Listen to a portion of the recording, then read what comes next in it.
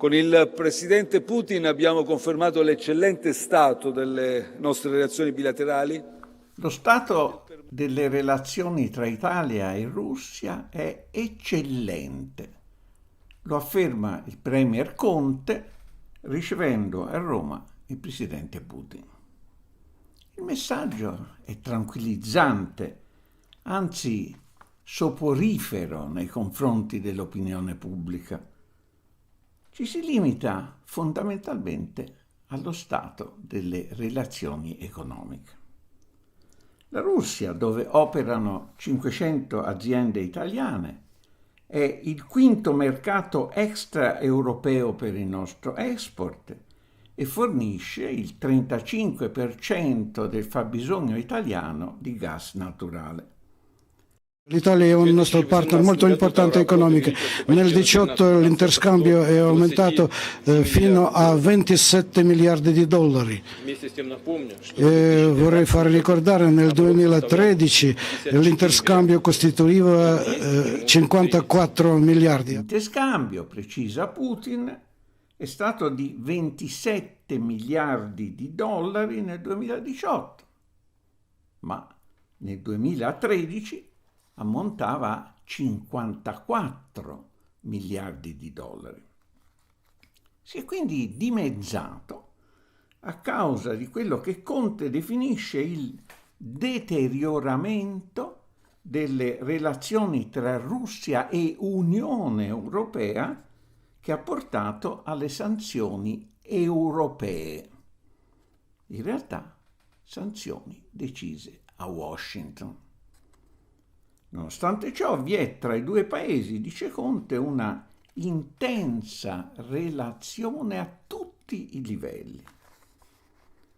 Toni rassicuranti che ricalcano quelli della visita di Conte a Mosca nel 2018 e del premier Renzi a San Pietroburgo nel 2016, quando aveva garantito che la parola guerra fredda è fuori dalla storia e dalla realtà.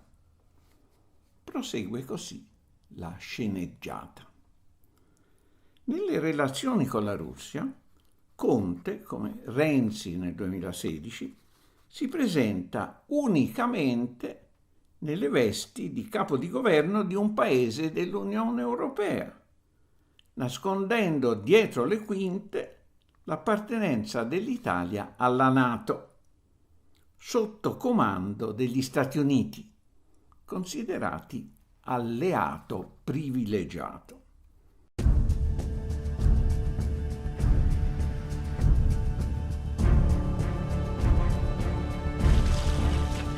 Sends a very strong message to any potential adversary out there that we can get here and we can get to the fight and we can defend.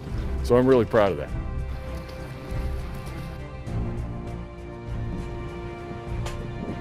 We are facing the most challenging security environment in a generation. When the world changes, NATO has to change. This is a defensive exercise. It is not directed against any country. We are transparent in what we do, and we welcome the international observers from Russia and from many other countries.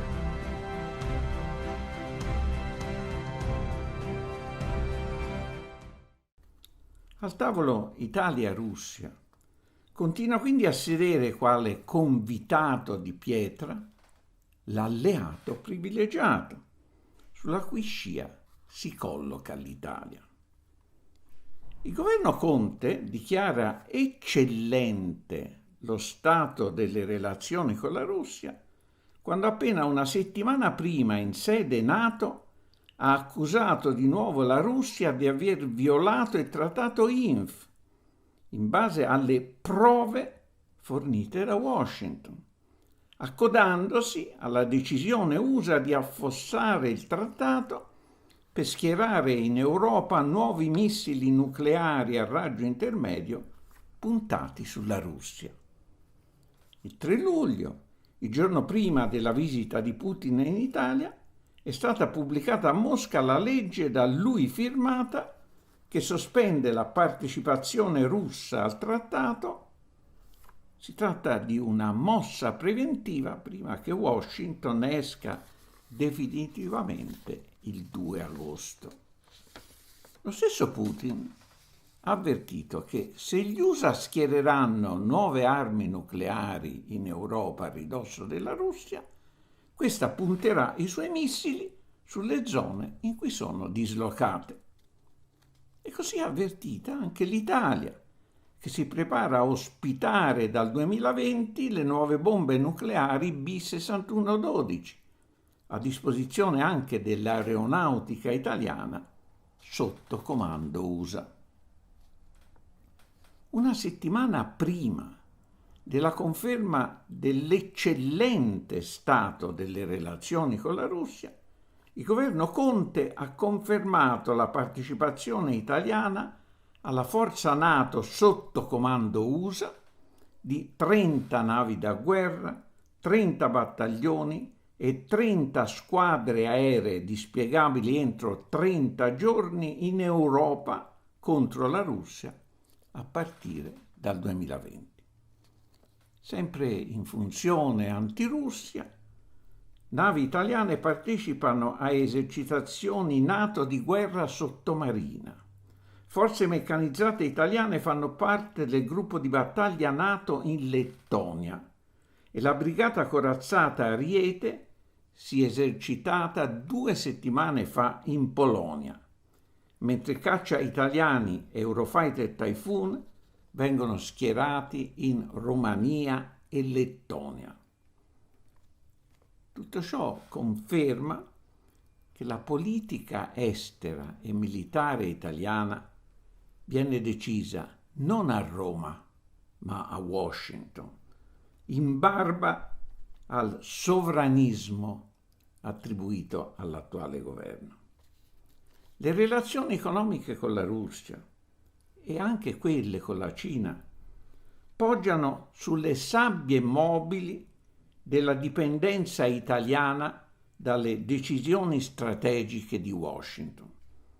Basta ricordare come nel 2014, per ordine di Washington, venne affossato il gasdotto South Stream Russia-Italia, con perdite di miliardi di euro per le aziende italiane, con l'assoluto consenso, con l'assoluto silenzio del governo italiano.